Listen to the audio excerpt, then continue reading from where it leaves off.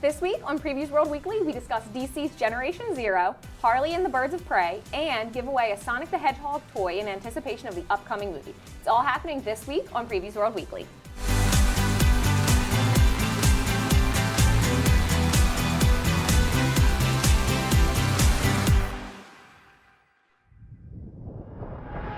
What's up, Previews World? It's Wednesday. It's New Comic Book Day, which means it's time for Previews World Weekly. I'm one of your hosts, Troy Jeffrey Allen. I'm your other host, Ashton Greenwood, aka the Duchess of Free Comic Book Day, and I want to point out behind me, Right, yeah.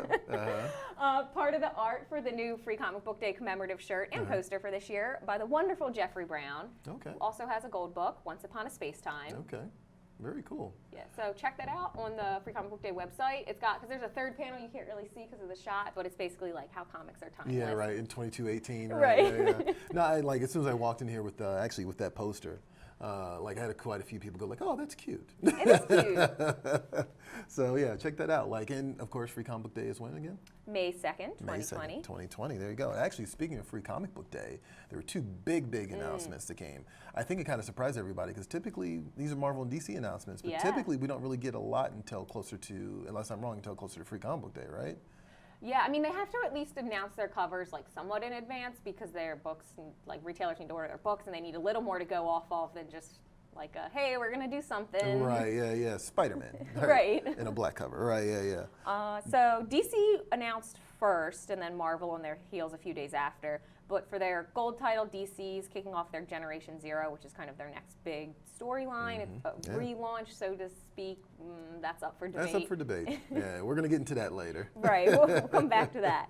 But their Generation Zero story features, it centers mostly on Wally West and Wonder Woman. Yeah. And it features a flash forward epilogue that kind of picks up where Flash Forward the 6-issue miniseries stopped. Right, yeah. And it's going to exist in the new continuity that kicked off with Wonder Woman 750, so with Wonder Woman being the first DC hero.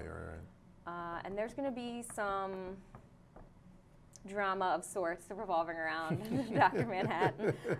They've provided a great deal. They've said a lot and a little at the same time. Yeah, right. I mean, it's actually, I think this is a good example of a mystery box. They're presenting ideas, and those ideas have you kind of go oh man, I can go in this direction, I can go in this direction, instead of not giving you anything really. Right. So. Because they talk about Wally West takes his place in the Mobius chair, and through a series of events, Dr. Manhattan has imbued it with godlike powers, and so Wally West comes out with infinite knowledge and godlike powers, which kind of sets up how that's going to go downhill. The Generation Zero, whatever the next thing is. So right. So no, we'll definitely talk about that more as it pertains to relaunches and reboots, because a lot of people have a lot of opinions. Yeah. But also, Marvel's got two. Yeah. Oh, and a really quick hit on DC's Silver. I didn't even mention it. They're doing a flip book for middle grade readers, so they'll have two different Batman stories in there. Nice. And then for Marvel, they didn't say much more about what the story was going to be about, other than unveiling some really fantastic cover art. Both covers are great. Their gold book is an X-Men book, which we already knew. Jonathan Hickman, of course, will be taking care of that. All right. And a slew of other good creators, including Tom Taylor, has got his hand in that pie. And then for their Silver book, they're doing Spider-Man Venom, and Donny Cates is in there, Ryan Stegman, Jaden Kai, Patrick Gleason. So yeah, that's a good deal. I can't think of the last time I was actually interested in a big X-Men crossover. So the fact, or whatever this X-Men event's going to be, because it's definitely going to be an event, whatever it is.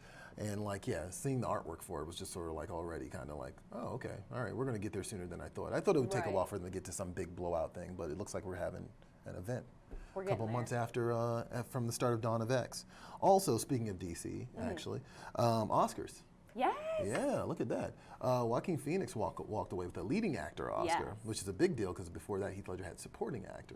Right. And I guess now everybody's going to be trying to get Joker jobs to win an Oscar. No. It's probably, that's probably going to be the mentality behind it though. Everyone's going to want to play the Joker in the future. Because apparently it just gets you an Oscar. It just gets you an Oscar, right? Unless you're Jared Leto, apparently. Also. But that has to do with the level of commitment to the role, because Jared Leto was just doing things. He was committed. Was he? Maybe just not in the right direction. There we go. Also, and I'm going to butcher this so badly. I'm ready. Hildur Gudendottir, who's the composer for the Joker, also took an Oscar. And of course, Snowpiercer's Bong Joon-ho Actually won one for Parasite. I need to see that movie, actually. He won 4, actually. Yeah, he actually won 4. Yeah, they actually swept. Yeah, actually, I saw an article earlier in the week that was like, it mentioned Bong and Brad Pitt in the same sentence. And it was just the way that the words were structured. It was like, why are we talking about Brad Pitt's bong? Oh, no. And then, it was just really weird. It was just, it really threw me off for a second. But anyway, he directed The Host, which was actually a great movie. I haven't seen Parasite, but Snowpiercer was based on a comic book. Right. So yeah, definitely check that out. And also Hair Love, which I actually forgot. The company that was responsible for the animated film is a company called Polarity, which also is the company behind Lion Forge. So again, some comic book associations happening at the Oscars this year. And one last thing, and then we'll get into comics, right? This week's comics anyway. Yes. Victor Gorlick. He was the editor-in-chief of Marvel, at Archie since 2007. He passed away over the weekend on February 7th. He's one of those names, if you've read Archie for a long time, you've seen his name a lot. Right. You know, and so it was one of those things where, like, I never necessarily associated him with anything in particular outside of just Archie. Right. But when I saw that he passed, like, oh, well, that kind of sucks, you know? Yeah. Like, I'm like, oh, yeah, this guy, he was a lifer. He was at Archie for like 60 years. Right. Like, he literally, like, went from, I guess, like, copy editor to becoming editor-in-chief over the course of that time. That's like, incredible. Was freelancing for them in like the 60s, like during while he was in the Navy and all that stuff. Came back and just made his home there. So, yeah, shout out to Victor Gorlick. And speaking of comics, how about we talk about what's out this week? Yes. All right, here we go. What's at comic shops?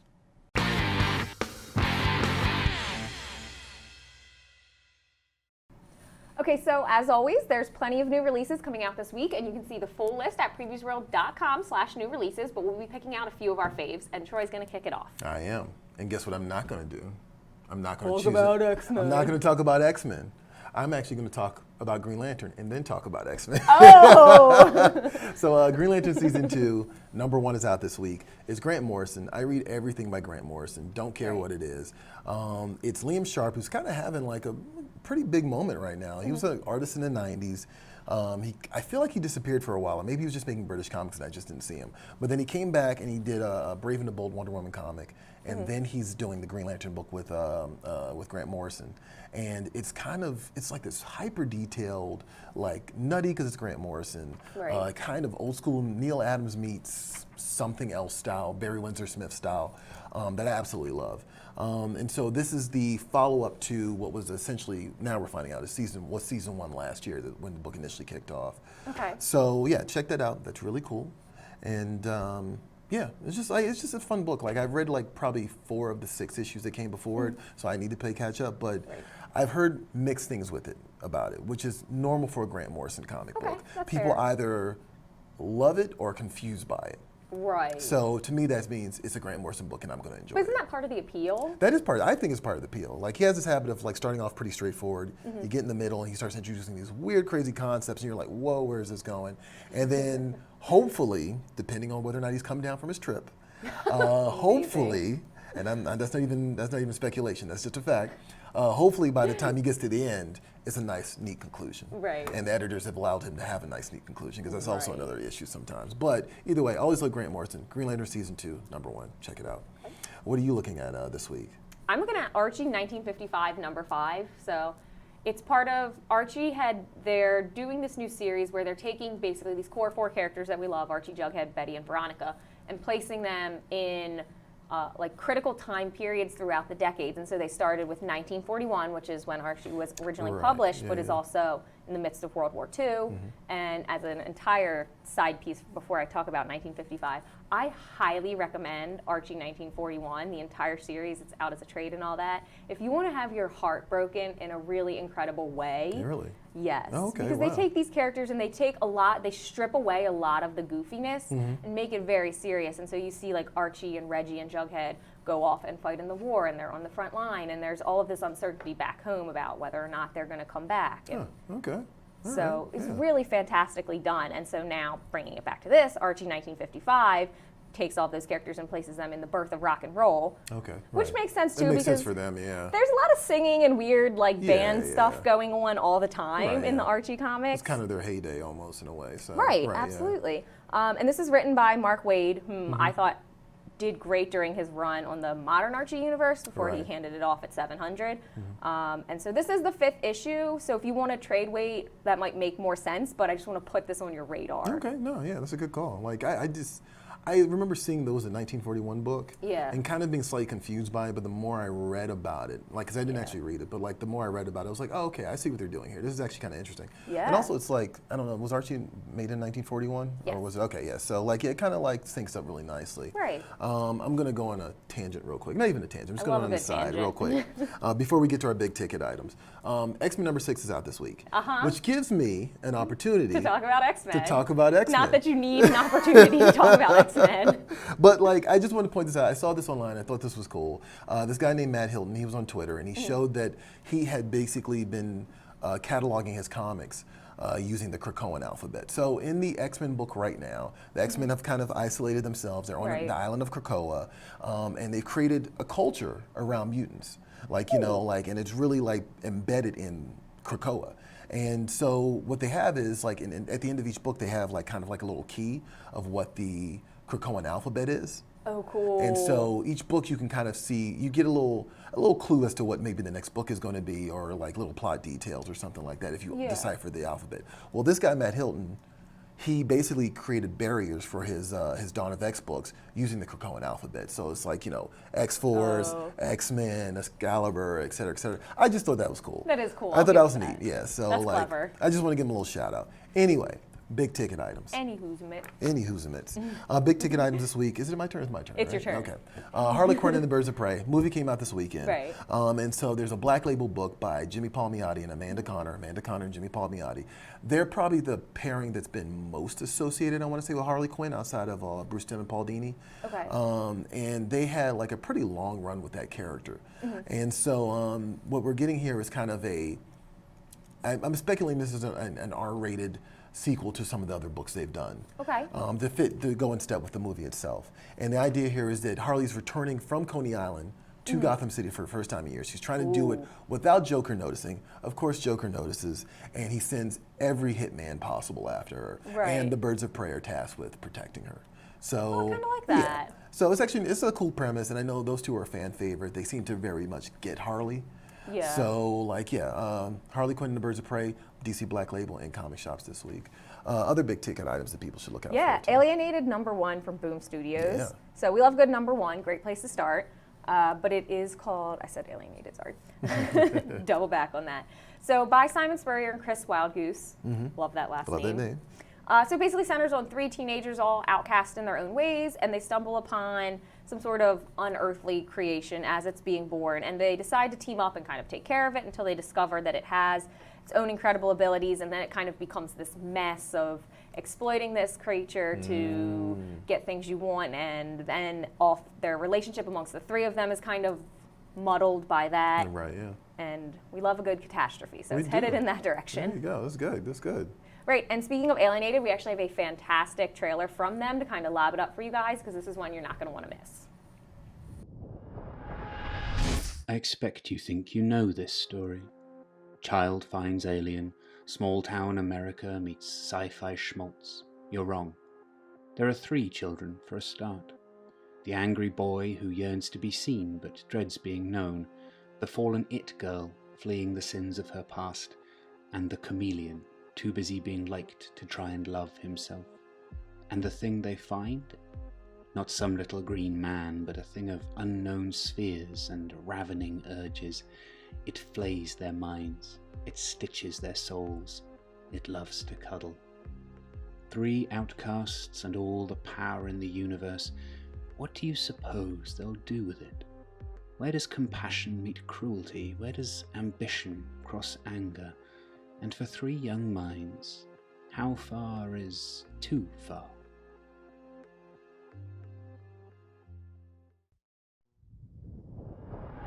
So this week, Sonic the Hedgehog is coming out. It's hitting theaters on Valentine's Day. It is. And just figured it'd make a lot of sense to do a Sonic giveaway, right? Play so into it. What are we giving away this week? A super cool Sonic bank, and he's like mid-tuck and roll. Right. So we've asked you guys to tell us, how did you first discover Sonic the Hedgehog? Leave a comment wherever you're watching, Facebook or YouTube. You'll have until next Wednesday to leave your replies. We'll pick one at random and give you this bank to save all of your coins so you can buy your ticket to see the movie. There you go. That works. I like that. Right? Yeah. And then also last week, we asked people to tell us if they were going to go and see Birds of Prey when it came out, and we were going to give them I don't remember. I'm not going to act like I do. It's a Birds of Prey. A Birds of Prey thing. It's a Funko Pop and a trade. Yeah, there you go. Thank you, Kyle. Thanks, Kyle. You're the OG. So our winner was Clarissa, and she said, I'll probably not watch it this week yet since I have exams the next 2 weeks, but after that I plan on seeing it, yes. There you go. Enthusiastic smiley face. So now, Clarissa, you get a pop and you get a trade paperback in between. I mean, you got exams, so you probably won't have time to read them. But if you do, that's good too. So there you go. Actually, did you see Birds of Prey this weekend? I didn't. I saw 1917 instead. Oh yeah, how was that? Incredible. Okay, that's what I've been hearing. I wasn't curious about that until I heard that it's like just one long scene. And I was like, okay, well, that's kind of interesting. It's really cool. Yeah. I heard a lot of mixed feelings about Birds of Prey, too. Yeah, which was surprising, I have to say, because I was expecting it to be like a pretty solid across the board, this is trash. Honest. I mean, that's fair, yeah. But it wasn't. There were a lot of people that were pleasantly surprised by it and enjoyed it. Yeah. The comments I've heard thus far makes me more curious about it than I ever was by the trailer, so I might consider checking that out. I'm interested. I don't want to say interested. I'm curious if it's being entirely held up by Margot Robbie in the same way Suicide Squad was. See, I don't. Controversial statement. Margot Robbie, great actor. She's she's good at what she. I don't say she's great. She's good. Yeah. She's solid in what she does. I did not like her as Harley. I felt like at all. It just grated for me the entire movie. I can understand why you say that. That movie itself is kind of grating, but at the same time, Suicide Squad. Maybe she's. But at the same time, maybe she's doing something a little bit different in this film that kind of works. I don't know, but yeah, I just I guess. I mean, that's how everyone felt about Suicide Squad. Right. Yeah. Meh. I'm thinking about giving it a shot, checking out the movie. Yeah, it might be worth it. Kind of curious about it. They say that violence is really great, and I don't know. I'm kind of curious about these DC R-rated movies. Are kind of I think a double-edged sword. These superhero R-rated movies, period, are a double-edged sword. So I don't know. We'll see. I'm curious, but at the same time, I don't know if this needs to be rated R. And apparently, according to the box office, maybe it didn't, because a lot of people are saying that turned away probably some of its target demographic. Oh, I'm sure it did. Yeah. So I don't know. We'll see. Are you going to catch Sonic this week? Probably. Probably? Okay. I don't know that I'll catch it this week, but I do want to see it. I'm definitely interested in seeing it, especially because Carrie was talking about it yesterday. She went to an advanced screening, and she was like, surprisingly, it wasn't garbage. Right. Which was kind of the direction we were headed in before they redesigned Sonic. But I'm interested after her takes on it to see. Yeah. Other than it seemed like James Marsden was not doing kind of just there. Yeah, not really doing anything. I feel like that happens a lot to James Marsden, actually. Poor James Marsden. Actually, I want to clarify. What she said specifically was that she would take a bullet for that hedgehog. She did. Which is, I think, a nice transition from the initial reactions to how the character looked when they did the early trailer to now. She's just head over heels, just loves the depiction of Sonic in the movie. So there you go. I'm very excited for Jim Carrey. I think he's a great choice for Robotnik. Yeah. No, he's. She said herself, he stole the show, and I'm I'm not surprised by that. That's kind of expected him. That's kind of what he does. Yeah. Anyway, we've got issues, don't we? Always. I always have an issue with something. And not just in the back issue bed. So how about this? We're going to jump into some discussion about relaunches, reboots, and you guys give us some feedback. Here we go. We've got issues. I disagree. So we asked you guys your opinion for what were some of the best comic book reboots and what were some of the worst. Hot takes, as always. Hot takes. I mean, we were looking for them, so they came. Right. Love a good hot take. Damon Williams said, Rebirth was so amazing. I was beside myself when I saw this panel. Then the kickoff of all the new books had me so intrigued. All of the DC characters were trying to figure out where time went and what the hell had happened. R. Leon Shelley gave us a list. He said Valiant, Giant Size X-Men, and New 52 are his faves. So Tyrus Galanos, worst, Heroes Reborn. Best, Ultimate Marvel. I can totally co-sign that. Yeah? Yeah. Mm-hmm. And then Matt J. Rawson said, the fall of the mutants back in 1988 pretty much set the gold standard for how to properly reboot a series. Yeah, there you go. Any hot takes from you on the best relaunch or reboot in comics at all? I like the Archie relaunch, which seemed like you were going to expect me to say that, or I mean, yeah, anyone would expect me to say that. I got X-Men, you got Archie. That's how this works. Right. At least we're consistent. Yeah, I liked the way that they took it in a more dramatic way, and it felt more relatable. I mean, part of the appeal of the Archie characters is they're like, the girl next door, boy next door type thing, and that's what Archie and Betty have always been, but in the old comics kind of functioned as almost like a comic strip in some way, and there was no real continuity or storytelling other than the same characters were constantly involved. So I like that they rebooted and took it in a more realistic way in terms of like how high schoolers interact, what kind of things get under their skin, the way they scheme against each other. So.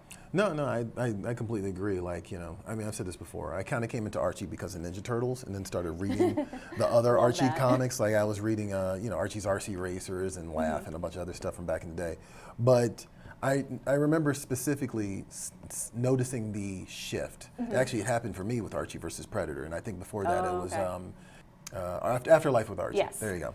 But yeah, and like at first I was sort of like, I don't know if I like this, and then like it kind of like immediately after I had that thought, I was like, actually no, this makes a lot of sense. It like does. yeah, and it's not dishonest to the heart of what these characters are. No. Like it just it's a natural progression of things that like keeps it up to date. Because I showed you that video earlier this week of just like the characters have been kind of in the same stage for like a very long time. Yeah. So. This is a nice, sensible change, I guess I kind of should say. For me, Age of Apocalypse, actually, which was like this short-lived X-Men run. Surprise. It was a short X-Men run in like the mid-90s. Basically, they did a whole time travel thing, which, and the idea here was that, like, what if Charles Xavier had died in front of Magneto during when they were friends? Wow. And Magneto was like, well, I have to fulfill his dream. But what they do is really interesting because Magneto's tactics are very different, of course, from Xavier's. Right. But also, there's something integral about the hope aspect of Xavier that allows the world to proceed pretty normally, despite like the mutant hysteria that's always kind of coming around. Right. With Magneto in charge, it's completely, literally post-apocalyptic.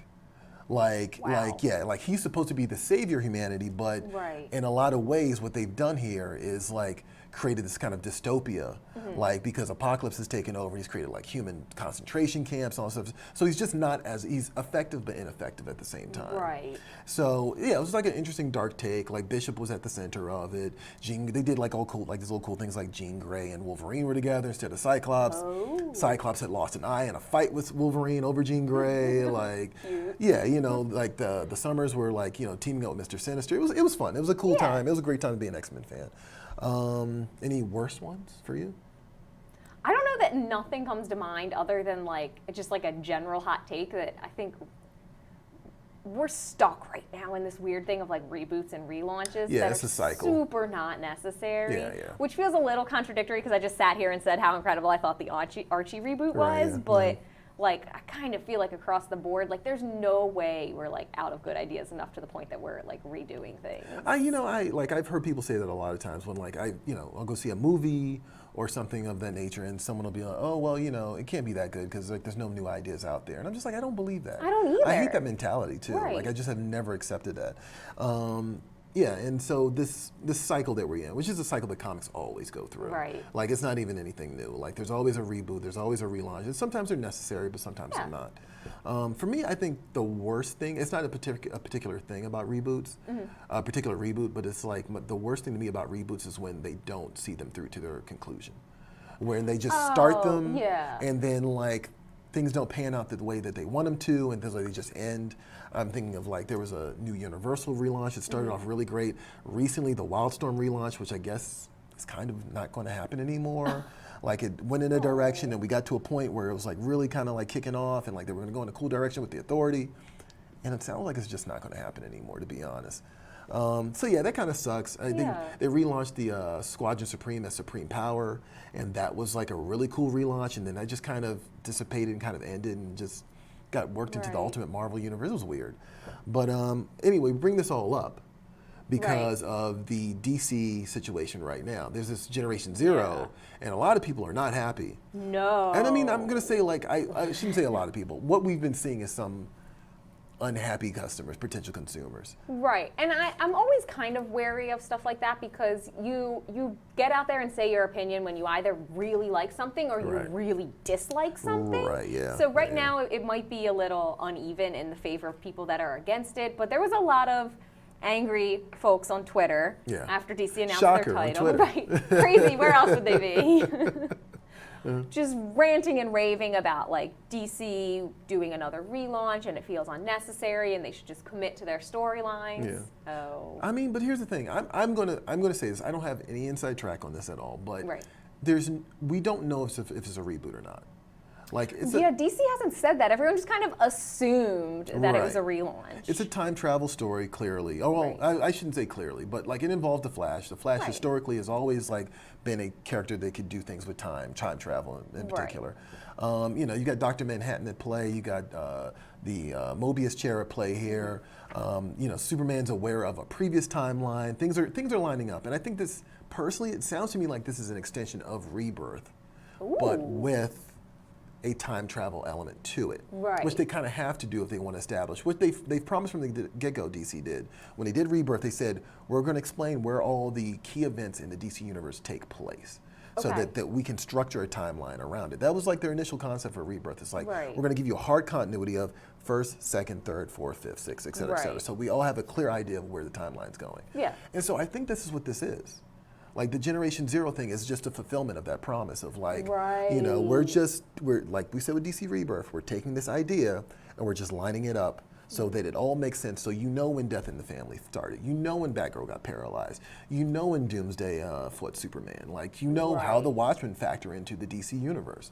And so, yeah, I understand the reaction to relaunches and reboots. Like you said, we're in a vicious cycle of them right now. But I don't necessarily think that's what this is. I don't either. And especially because they made a point in their press release, in their own like promo of it, to say that it's like tying into Wonder Woman's 750, continuity.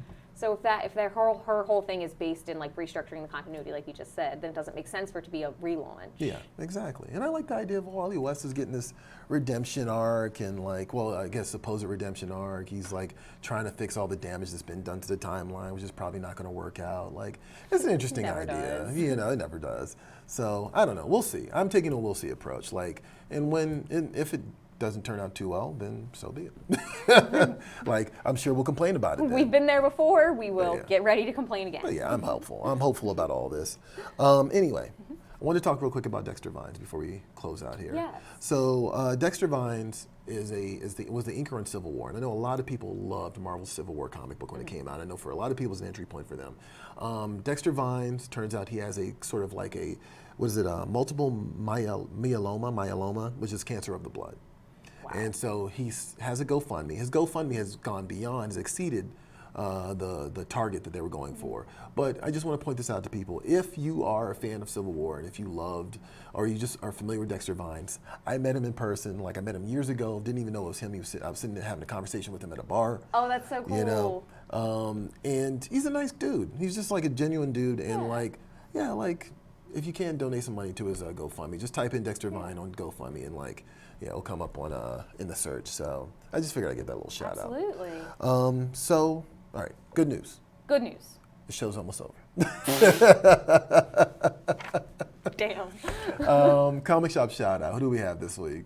Our shout out this week goes to Epic Comics in Orlando, Florida. Yeah, there you go. Just wonderful. So if you want us to shout out your local comic shop, find us on social media and let us know what your shop is and tag it using hashtag #SupportYourLCS, and we could feature you and your shop on the show. There you go. And is that it?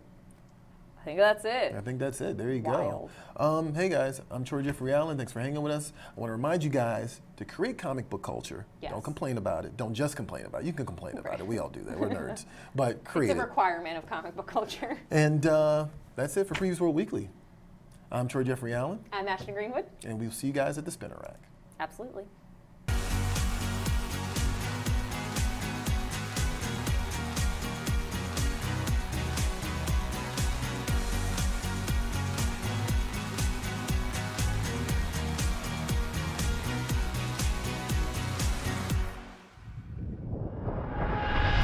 watching Previews World Weekly. If you like the show, make sure to hit that subscribe button so you don't miss out on any future episodes.